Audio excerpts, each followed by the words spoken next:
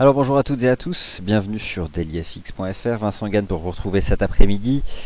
Mille excuses, il y avait a priori une légère erreur dans le calendrier de la salle de trading, puisqu'en réalité le point de marché Wall Street Insider c'est demain, qu'il aura lieu à 14h15 pour la publication du rapport NFP, donc ce sont les statistiques du marché du travail aux États-Unis au mois de décembre qui sont attendues d'ailleurs plutôt favorables, et c'est demain à 14h30. Donc aujourd'hui, émission Wall Street Insider comme d'habitude à 15h15 pour un tour d'horizon des graphiques en données 4 heures. 1000 excuses donc pour cette erreur dans la programmation des horaires.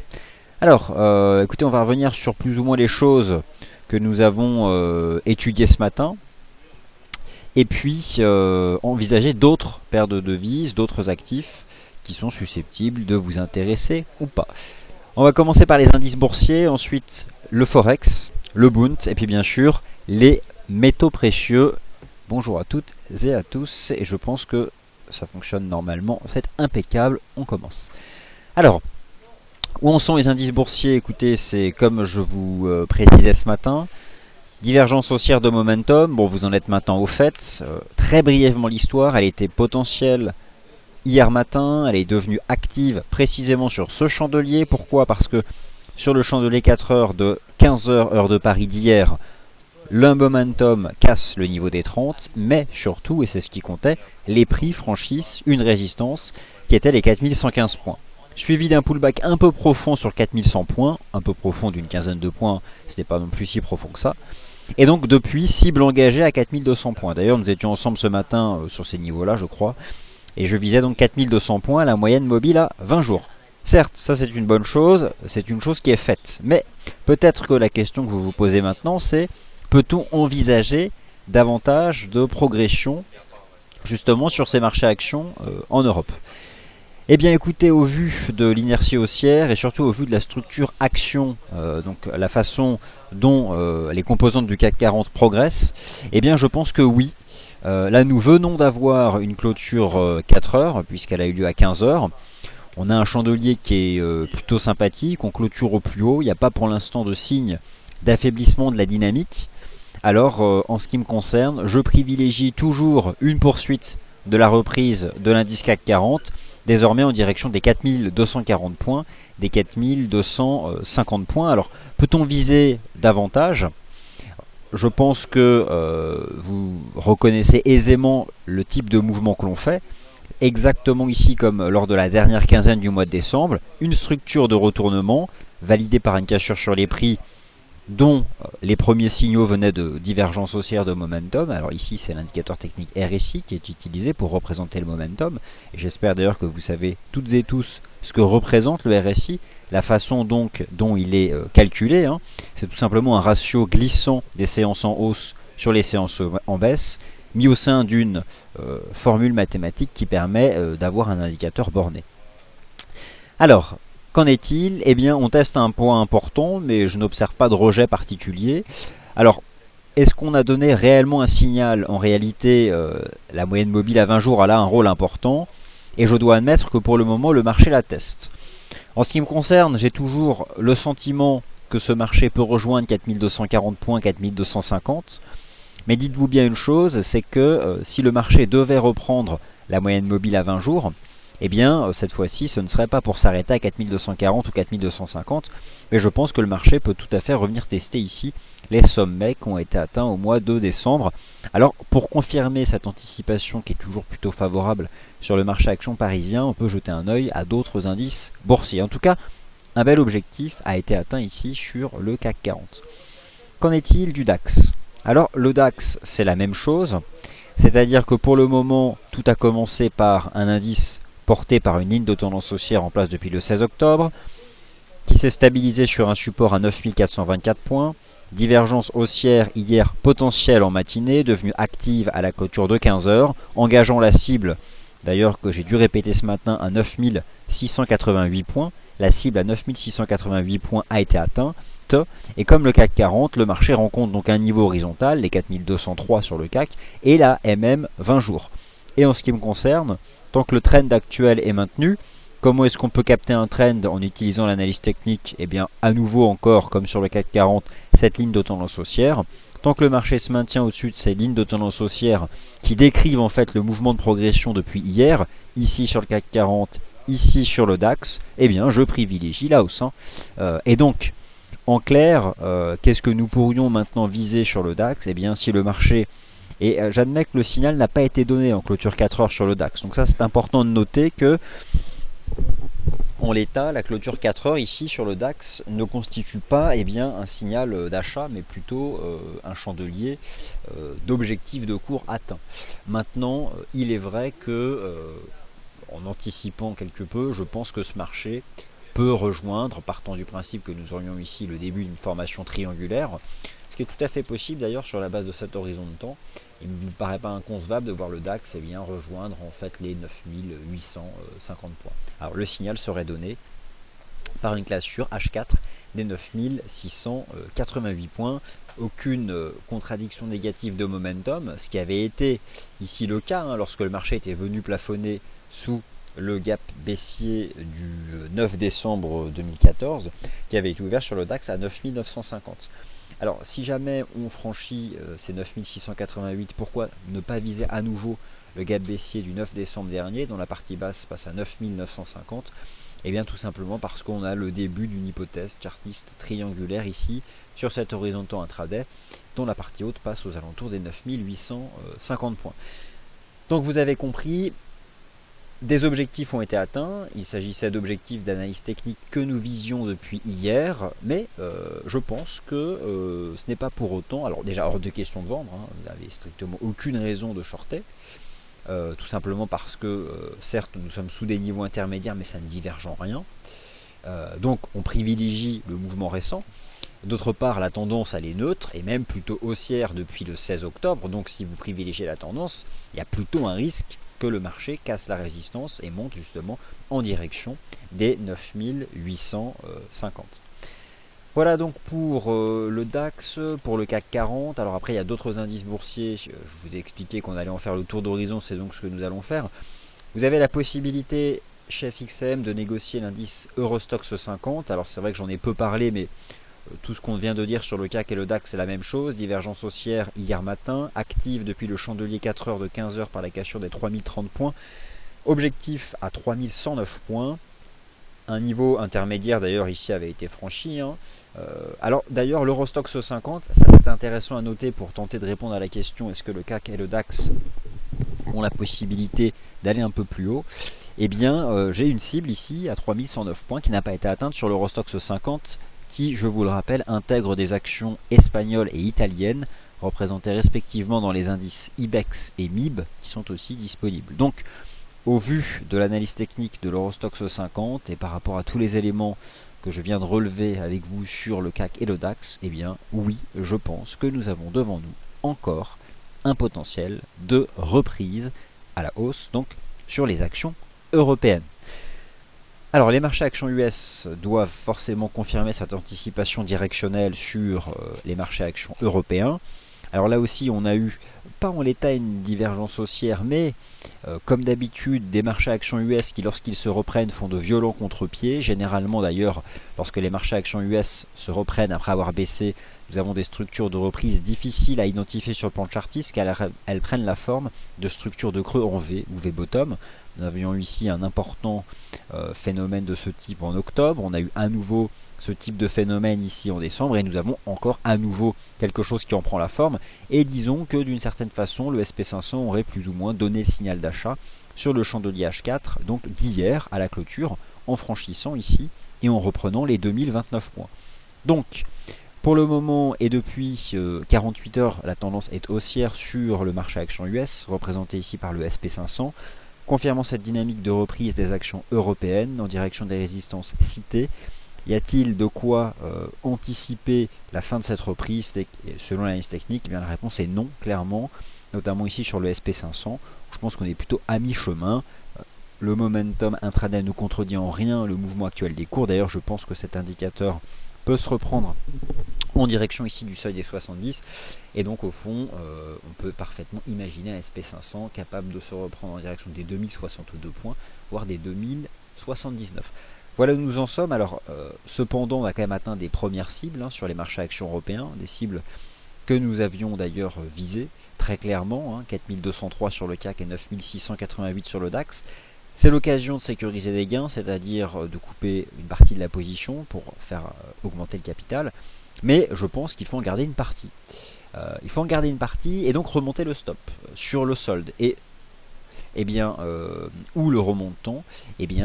Sous cette oblique de tendance haussière ici, bien visible, donc en données 4 heures. Voilà donc où nous en sommes sur les marchés actions en Europe ou aux US. Maintenant, les paires de devises, qu'en est-il?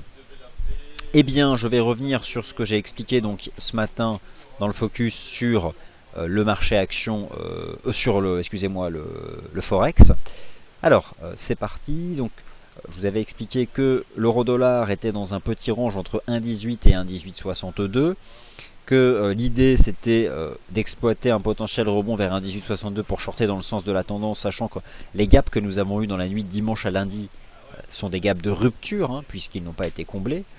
Et finalement, donc, on a cassé par le bas, on a fait un plus bas ici à 1,1760 je crois, sur l'euro-dollar.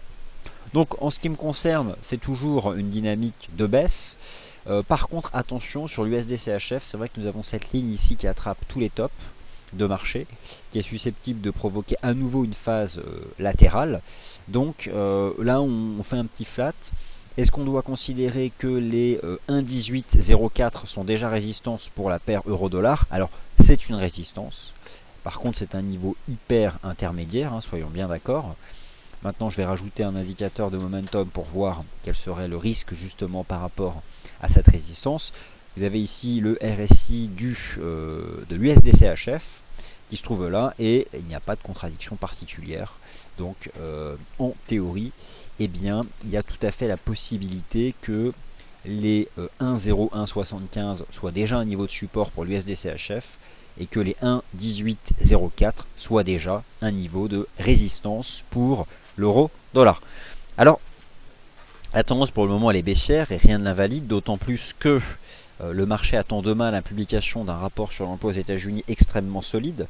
Alors je ne sais pas si vous avez pris connaissance du consensus ou si vous avez peut-être participé au concours NFP que nous avons ouvert dans notre forum, mais le marché est plutôt optimiste.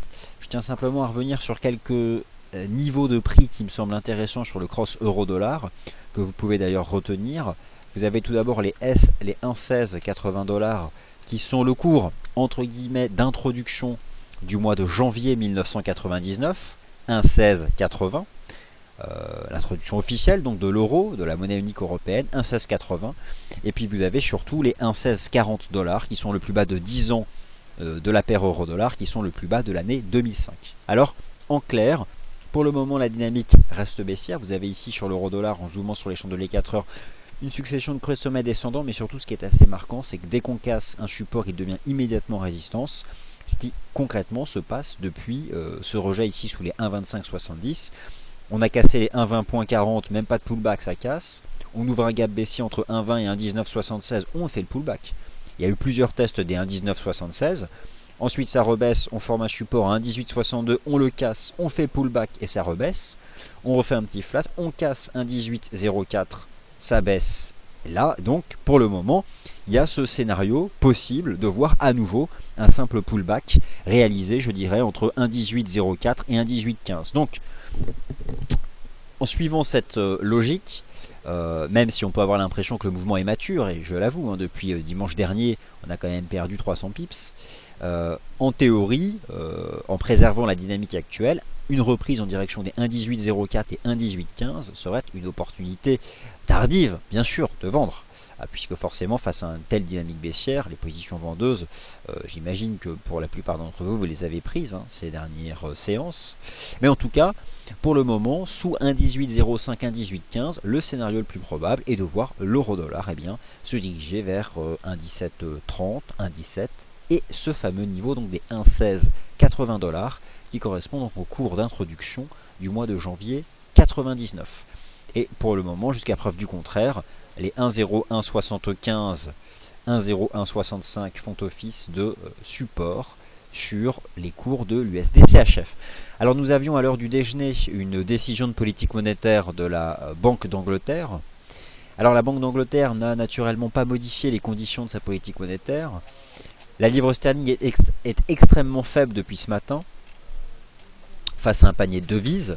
Le dernier signal technique en date qui a été donné par la livre sterling et par le GBP-USD, c'est la cassure des 1,5102. 1,5102, je vais vous montrer ici en utilisant un horizon de temps supérieur. C'est un niveau horizontal, hein, voilà, vous retrouvez tout simplement ces niveaux horizontaux ici de août 2013.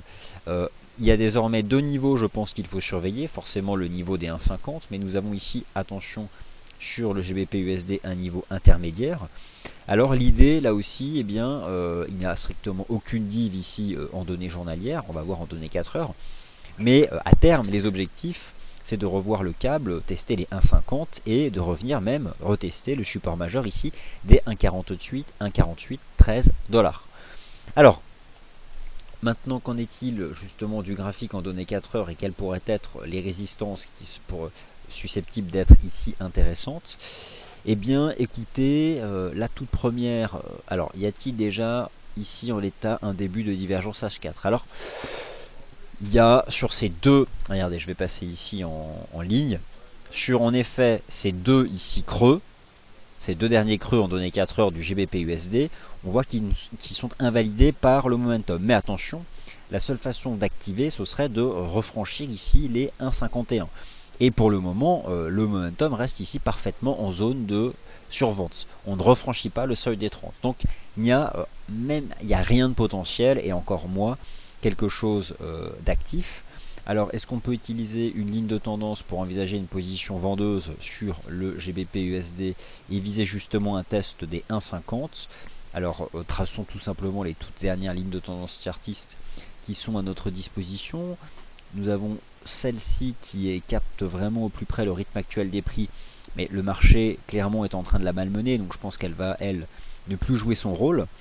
Et au final, je dirais que nous obtenons une conjonction de résistance dans cette zone-là. Alors, nous avons ce niveau historique à 1,5102.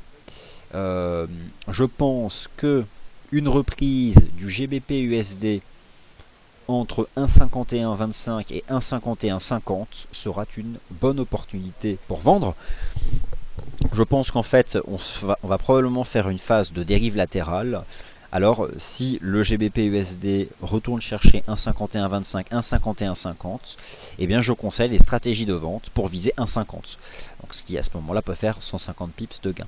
Donc là aussi, le GBP-USD marque une pause, mais ne tardera pas, je pense, à reprendre le chemin de la baisse, toujours sous l'influence de cette puissante phase d'appréciation du dollar américain, qui, en ce qui me concerne, je pense, a encore beaucoup de potentiel lors des prochains mois.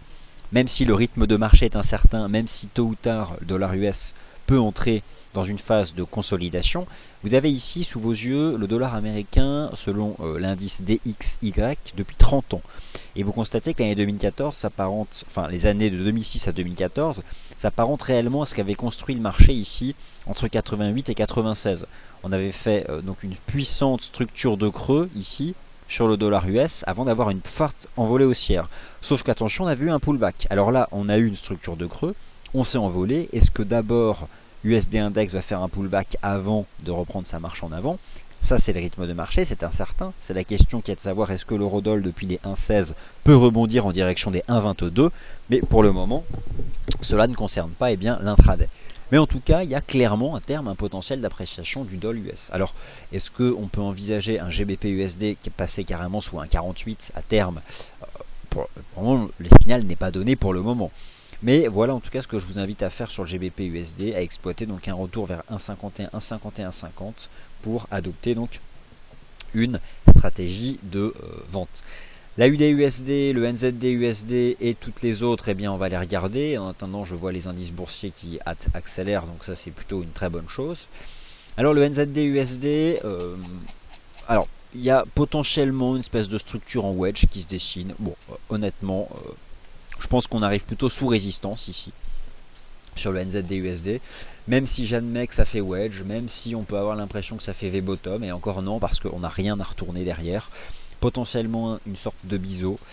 Il est vrai que si le NZD USD devait accélérer au-dessus de ce pivot qui se trouve à 0,7850, il y aurait la possibilité de revoir les 0,7973. Mais pour le moment, le signal n'est pas donné. Et sur le très court terme, j'ai plus l'impression qu'on est sous résistance plutôt que sur support. Donc je le vois davantage comme un range. Qu'en est-il par contre de l'AUD USD? On voit que c'est quelque chose qui est un peu différent, sachant qu'en fait le marché semble... Alors, difficile pour le moment de parler, d'envisager un double creux, sachant que pour envisager un double creux, il faudrait voir le marché franchir les 0,8157. Donc pour le moment, je dirais que le cross AUD USD est plus ou moins plutôt rentré dans un range entre 0,8035 et 0,8150. Un range dans le sens de cette dynamique baissière, forcément, ça peut faire simplement phase de transition latérale avant de nouveau plus bas. Mais bon, on connaît l'importance en données hebdomadaires des 0,80. Voilà probablement dans quel type de structure évolue actuellement la UD-USD. Donc on a cette phase verticale fortement baissière. Là le marché construit maintenant une forme de range qui est en train de prendre la forme d'un triangle rectangle, hein. Clairement voilà le type de pattern que l'on a, et je pense que sur le très court terme on a probablement ce type de compression qui est en train de voir le jour ici sur la UD-USD. Donc voilà, il y a ce niveau qui est important, qui est un niveau horizontal à 0,8089. On a cette ligne de tendance baissière toujours en données 4 heures, on fait un flat. Bon, forcément, je dirais qu'il y a la possibilité d'envisager une extraction haussière pour aller tester les 0,8157. 0,8157 qui représente la ligne de coup d'une structure potentielle en double creux ici sur 0,8034. Faut pas l'anticiper, mais je comprendrais qu'on puisse s'intéresser à une stratégie d'achat. Idéalement, c'est ce niveau-là qu'il faut acheter, hein. Ce sont les 0,8034. Mais là, nous avons un niveau intermédiaire. Pourquoi pas une stratégie d'achat protégée par un stop sous 0,8080 pour envisager 0,8150. Nous sommes dans l'intraday pur, partant du principe que l'on fait un mât haussier, des petits chandeliers, des toupies qui viennent en fait consolider à plat ces 3 chandeliers 4 heures successives haussiers pour en fait, eh bien, en résonnant en extension, je vais les projeter au bas de cette phase latérale et envisager une hausse voilà, en direction des 0,8150. Je vise toujours le 0,618 d'extension. Voilà donc ce qu'on peut envisager ici sur la UD-USD et en effet mettre à profit ce niveau donc des 0,8089. Alors dans les paires en dollars, qu'est-ce que je n'ai pas évoqué? L'USD CAD et l'USD Yen. Alors l'USD CAD, c'est bullish, il n'y a pas photo. Les phases latérales deviennent de plus en plus courtes. Dernier signal en date a été donné, vous le savez, par la cachure ici de ces 1,1813. Maintenant, c'est vrai que le marché est en train de se poser dessus. Il est difficile de dire ce qu'il fait. Il y a un début de divergence négative qui fait que je suis hésitant sur le court terme, vraiment le très très court terme de ce cross. Est-ce qu'on fait à nouveau une structure à l'image de celle-ci? Et dans ces cas-là, derrière ça, nous aurions une extraction par le haut. Le cours de clôture est à 1,1805, donc je vais l'ajuster précisément. Alors, au final, ce que l'on peut dire, c'est qu'au temps qu'on tient les 1,1805, ça peut être simplement une phase de transition latérale avant d'aller plus haut. Je vous montrerai que la stabilisation depuis hier des cours du brut ressoutiennent le dollar canadien, comme sur le marché action cela soutient le secteur pétrole et gaz, redonnant d'ailleurs à Total depuis le début de la semaine un très bon comportement boursier, soutenant d'ailleurs le marché parisien qui d'ailleurs tend vers le second objectif à 4240 points au passage. Donc l'USD CAD pour le moment, et en restant vraiment très factuel, il y a un tout premier sup, alors je vais juste aller le chercher, comme ça on y verra plus clair. Tant que les 1,1805 tiennent, on peut considérer que le marché fait à nouveau une phase de transition latérale avant de nouveau plus haut. Je suis un peu gêné quand même par la configuration qui est en train d'attraper le momentum, mais il n'y a aucune div en daily, c'est juste suracheté, mais le surachat n'a jamais empêché une dynamique haussière de se déployer de manière extrêmement sereine. Donc écoutez, je pense que on peut toujours envisager une stratégie même positive d'achat qui serait protégée par un stop sous 1,1795. C'est pas forcément là où j'aurais plus de conviction, mais ce ne serait pas choquant. En considérant qu'ici ce serait juste un flat, avant de revenir chercher au moins les 1,1874, il s'agirait d'un trade vraiment intraday pour viser 1,1874 voire de nouveau plus haut, protégé donc par un stop sous 1,1796. Petite conviction, mais probablement ici quelque chose aussi qui semble assez attractif. L'USD yen, je n'y touche pas, tout comme d'ailleurs les paires en yen, puisque le yen japonais est dans un mois de reprise haussière, de rebond technique légitime. C'est ce que je vous ai montré à l'aide de notre indice devise yen index, le JPY index, que vous avez la possibilité d'ajouter sur la plateforme MarketScope. Donc pour le moment, je pense qu'il est encore trop tôt pour revenir à l'achat sur des paires en yen. Revenir à l'achat sur les paires en yen, c'est-à-dire être vendeur de la devise de contrepartie qui est le yen, dans GBP yen, euro yen, USD yen, AUD yen, etc. Je pense qu'on pourra à nouveau mettre ce type de stratégie en place dès lors que le JPY, la deuxième composante de la fraction, sera revenu sous résistance. Et pour le moment, ce n'est pas le cas. C'est ce que j'ai tenté de vous montrer à l'aide de l'indice devise. Alors, on a fait le tour des paires majeures. Je vous ai actualisé notre scénario haussier sur les indices boursiers. Maintenant, on va envisager le cas du contrat de taux allemand à 10 ans, le Bund, le seul que nous vous proposons, mais qui n'en reste pas moins intéressant. Alors, je vous ai expliqué hier que dès lors que nous avions des divergences haussières sur les indices boursiers, nous retrouvions des divergences négatives de court terme sur le prix des obligations d'État. C'est ce qui s'est produit puisque d'ailleurs le Bund a justement cassé ce support à 156,79 et revient à proximité de cette ligne de tendance haussière. Alors, c'est un support qui peut être utilisé pour une stratégie positive. Étant donné que la div s'est dégonflée, alors qu'appelle-t-on une contradiction de momentum qui se dégonfle? Tout simplement, eh bien, l'indicateur qui proposait une divergence, qui contredisait l'action des prix, revient dans une zone soit de neutralité, soit dans une zone de survente. Ici, la neutralité sur le RSI, elle est bien connue, c'est un indicateur borné dont la médiane se trouve à 50. 50, c'est la neutralité. Dans une tendance haussière, on observe souvent que l'indicateur se maintiendra entre 50 et 80. Et c'est généralement d'ailleurs source de tendance haussière. Pourquoi? Parce que le RSI, c'est tout simplement sur 14 périodes, les séances en hausse sur les séances en baisse. C'est une fraction. Au numérateur, vous avez les séances qui se clôturent en hausse. Au dénominateur, les séances qui se clôturent en baisse. C'est glissant.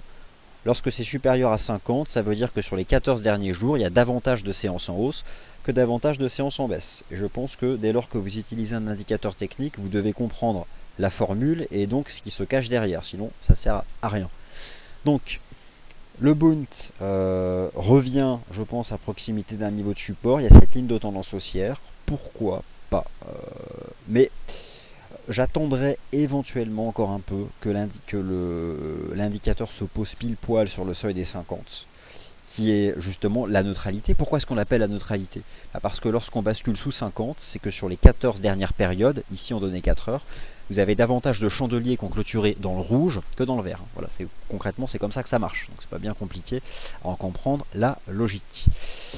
Donc, probablement amorce de formation d'un support sur le Bund au-dessus des 156,20, 156,40. J'attends que l'indicateur se pose et là je pense que vous pourrez envisager donc une stratégie dans le sens de la tendance haussière.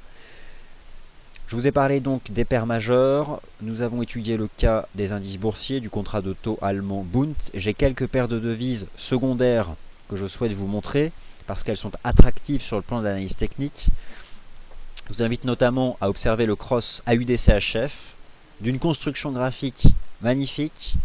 C'est vrai que d'ailleurs l'objectif de cours à 0,8250, je vous l'ai indiqué clairement hier dans le tour d'horizon donné 4 heures. Là, ce qui est gênant maintenant, c'est qu'on est clairement suracheté, donc, et puis il n'y a strictement qu'un timing pour se positionner. Donc je m'adresserai davantage à ceux qui sont à l'achat sur le cross AUD-CHF. On a atteint ici un objectif qui me semble important et qui se trouve sur les 0,8275. Après, ça reste haussier, donc honnêtement, si le marché fait un pullback à 0,82, je pense que c'est un niveau qui peut être utilisé pour une stratégie d'achat.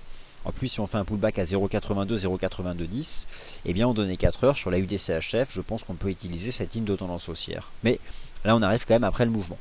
Pourquoi l'euro GBP ne fait rien? Tout simplement parce que l'euro GBP, ce n'est que la synthèse des mouvements de l'euro dollar et du GBP USD. L'euro dollar et le GBP USD, l'euro et la livre sterling subissent la tendance haussière du dollar américain.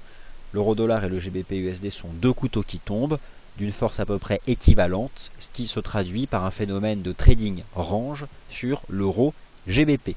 Il est vrai que hier, j'ai dit que 0,78 m'intéressait pour une stratégie d'achat. Est-ce que je pense toujours la même chose? Alors, 0,7751 c'est le support majeur. 0,78 reste un niveau intermédiaire.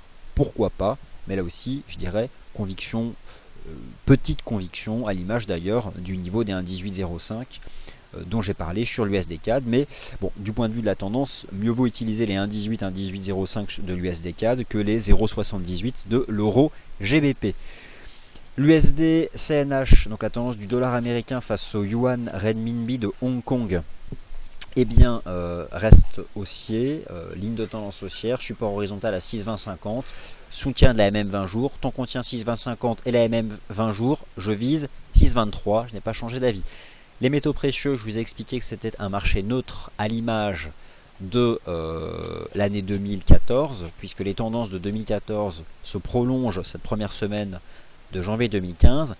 Les cours du gold sont dans un triangle symétrique, la médiane se trouve à 1201,05. Le marché d'ailleurs rebondit là, mais il est au milieu de nulle part. Alors en effet, le gold, moi je cherche davantage à l'acheter dans le bas du triangle, donc c'est ici dans cette zone des 1170. Là on est au milieu de nulle part, pas grand chose à dire. Les pétroles, on est toujours dans ce scénario de reprise.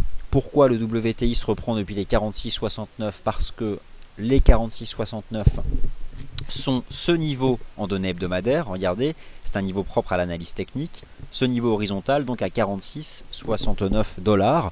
Et je vous ai expliqué hier qu'il s'agissait non pas d'envisager une stabilisation générale, parce que je pense qu'en effet, le premier semestre 2015 sera un semestre de stabilisation, mais se stabiliser, ça prend des mois. Regardez, en 2009, on s'est stabilisé entre décembre 2008 et avril 2009. On a fait eh bien, presque 5 mois de range entre 35 et 50. Donc là, on a justement simplement un petit rebond technique. Et je pense qu'on peut toujours justement viser les 50. Je ne sais pas le type de position que vous avez pu initier, mais je vise toujours les 50, mais pas davantage. Il n'y a pas, personne ne peut prétendre, je pense, avoir plus de visibilité sur ces comment dire, sur les cours du brut. Hein. De toute façon, personne n'a prévu ce mouvement en 2014. C'est le mouvement le plus significatif, avec bien sûr la chute du rouble, c'est d'ailleurs probablement très lié, c'est la chute des cours du pétrole. Hein. Vous savez qu'en 2014, ont abandonné 45%.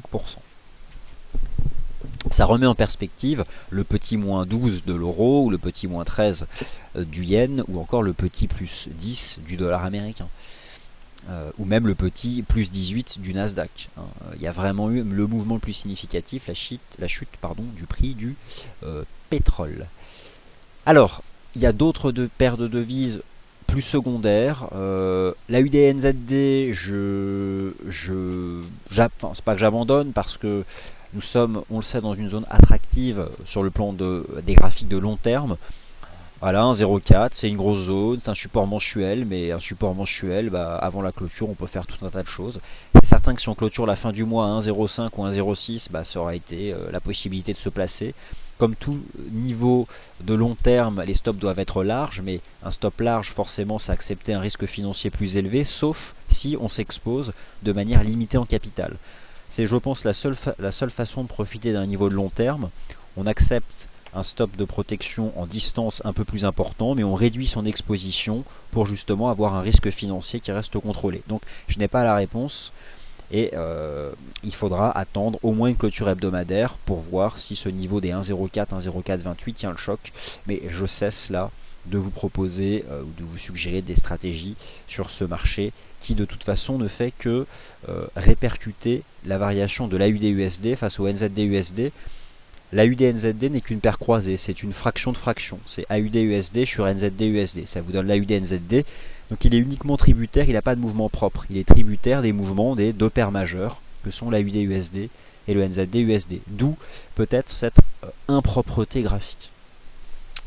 Le CAD CHF a atteint mon objectif à 0,8636. Le CAD CHF bénéficie à la fois de la faiblesse de la monnaie unique européenne, puisque le CAD CHF est une paire inversement corrélée à l'euro CAD, ça c'est ce que vous savez, et d'autre part le dollar canadien bénéficie de la reprise à court terme des cours du pétrole. Je visais 0,8636, c'est un objectif atteint. Si vous avez profité de cette anticipation, je vous invite à prendre des bénéfices car nous sommes sous résistance et que ce marché peut certes la franchir dans un second temps, mais que pour le moment, je pense que le prix, l'indicateur peut revenir sur le seuil des 50 et l'actif sur ce support à 0,8575. Si le marché se représente sur cette ligne de tendance haussière, je pense qu'on pourra à nouveau mettre en place une stratégie à l'achat. Le tour d'horizon donné 4 heures est terminé, je vais répondre à vos questions.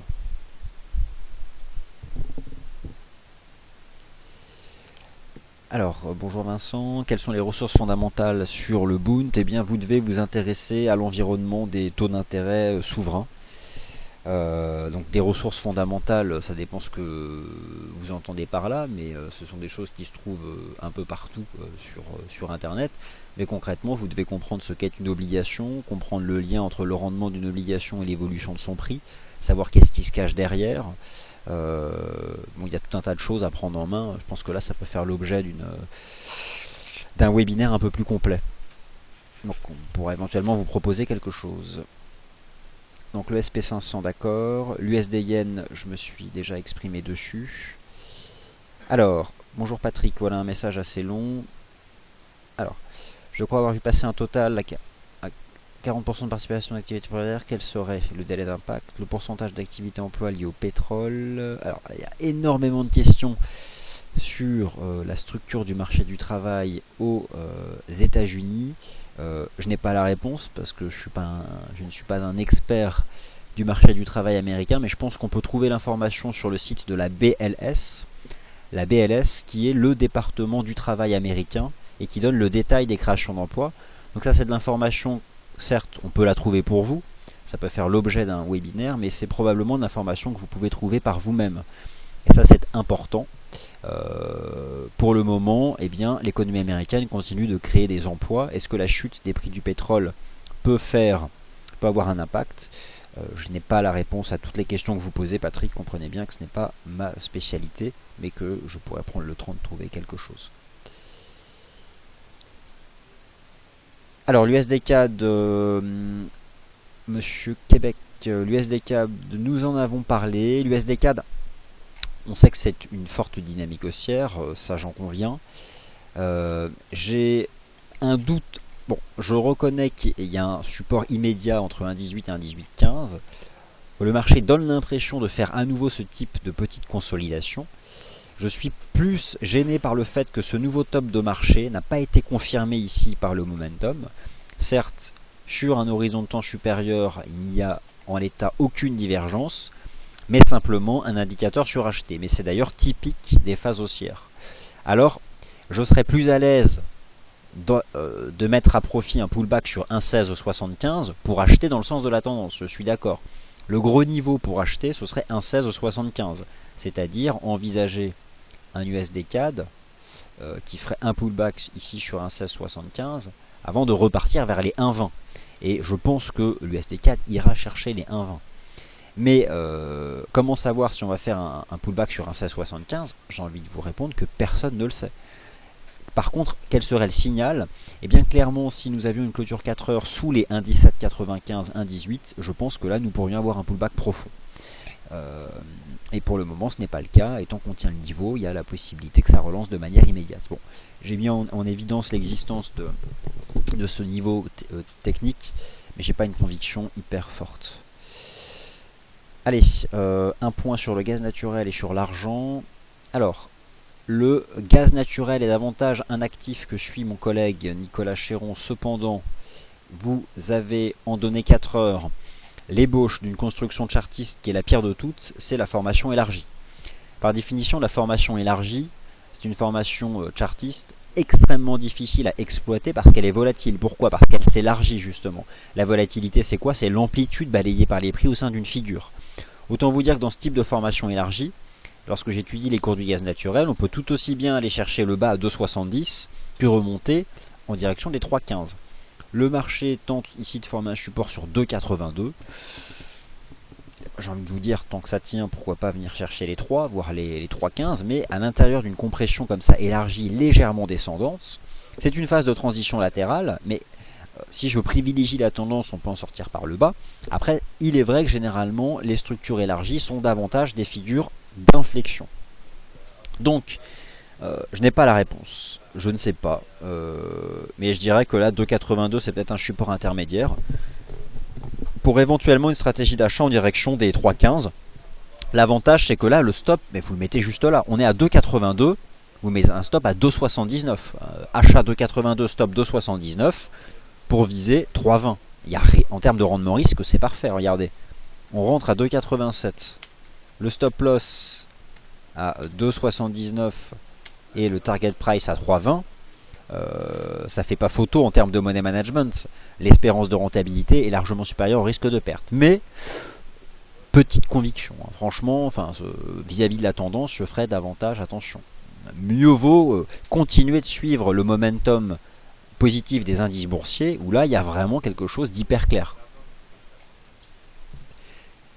Et donc le FRA 40, j'y ai déjà répondu, et je vous confirme que je vise désormais 4240, voire 4250, et que la prochaine clôture 4 heures est à 19 heures, et que si elle se fait au-dessus de la moyenne mobile à 20 jours, disons au-dessus des 4215, je viserai 4250 et même 4300 points, sans difficulté.